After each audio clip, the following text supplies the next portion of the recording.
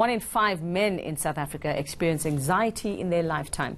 Anxiety disorders are the 6th largest contributor to lifelong health concerns worldwide. An estimated 3.6% or 264 million people globally are living with anxiety. Let's unpack this further now. We're joined via Skype by South African Society of Psychiatry member Ian Westmore. And Ian, good morning and thanks very much for your time. And I have to ask, are we looking, just to clarify, that anxiety disorder is affecting more and more men, or does it affect men more than it does women? What exactly are we saying here? Well, globally, we know that it's a big phenomenon, and they are actually the most common mental disorders. But if you have a look at the stats, it affects women twice as much as men. But we think that these stats might be a little skewed. Because women seem to be presenting more with anxiety disorders and seeking help more readily than men. So about 16% of the South African population suffer from an anxiety disorder, and that's across the board the most common mental disorder. So definitely more common in women than in men, but we think that we're not picking up men with anxiety disorders as much as women. So what is an anxiety disorder? What would be happening to these men if they do actually have an anxiety disorder? I think we need to remember that there's no difference really between anxiety in men and women, that we all experience anxiety at some other stage of our lives, but women tend to present more readily and perhaps more differently than men do with anxiety, because they tend to talk more about their anxiety. Now, anxiety disorders are when you are experiencing significant distress, much more than what you would normally be experiencing under normal conditions of anxiety, like when you start getting panic attacks, or, for instance, post-traumatic stress disorder, where you're getting these intrusive thoughts about things that are very traumatic, things that have happened to you. So the distress is much more than what you would normally experience, and it tends to be persistent, so it carries on for 6 months or longer. And then the other factor that makes it an anxiety disorder, not just normal anxiety, is that it starts affecting your functioning.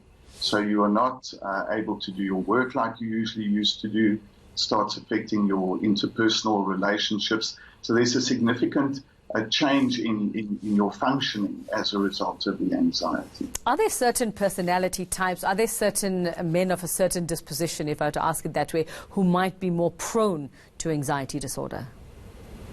I don't really think that one can say that.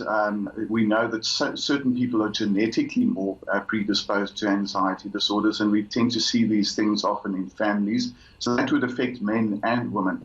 What we do see is that men would probably be more inclined to present with the physical symptoms of anxiety. So they'd go and see their general practitioner with headaches and with a pounding heart and with an ulcer and that sort of thing, instead of giving expression to the emotional component of the anxiety. So I think the way in which men present with anxiety is often different, and that's why it's not being picked up as readily as it is in women. What are the signs, though? How would somebody know that this might be the case with them, that this is what they're suffering? What should we look out for? Basically, because there's a wide spectrum of anxiety disorders, basically you have the emotional symptoms. So if you think of something like generalized anxiety disorder, these are people that worry excessively and can't control the worry. So you get this feeling that I can't switch off, I can't relax. There's this feeling of impending doom. And then it can also be physical symptoms, such as we also see with panic disorder, where you have all of these stress symptoms happening almost in a storm. It peaks within 10 minutes. It carries on for about an hour, and a lot of these patients end up in the ER room thinking that they're busy having a heart attack. So you have the emotional symptoms, and then you have the physical symptoms.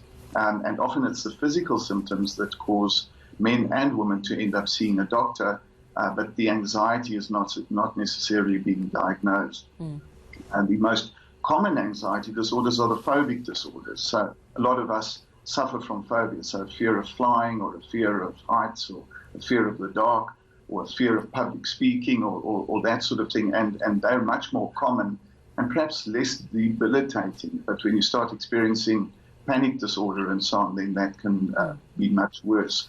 We need to remember as well that there's a strong correlation between anxiety disorders and mood disorders. There's about a 60% comorbidity. So a lot of patients with anxiety disorders end up experiencing major depression as well in about 60% of cases. Very quickly for us, Doc, how would you treat an anxiety disorder?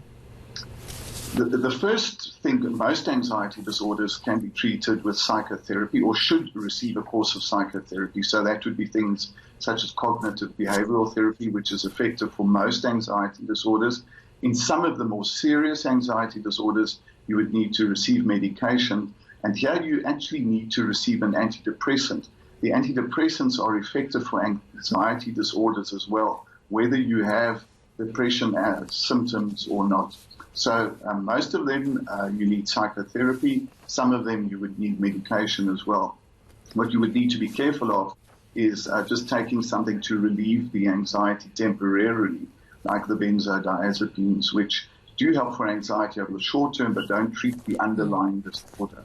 Okay, thanks very much for that, Dr. Ian Westmore. He's a member of the South African Society of Psychiatrists, just chatting to us about why more and more South African men seem to be experiencing anxiety disorder. Well,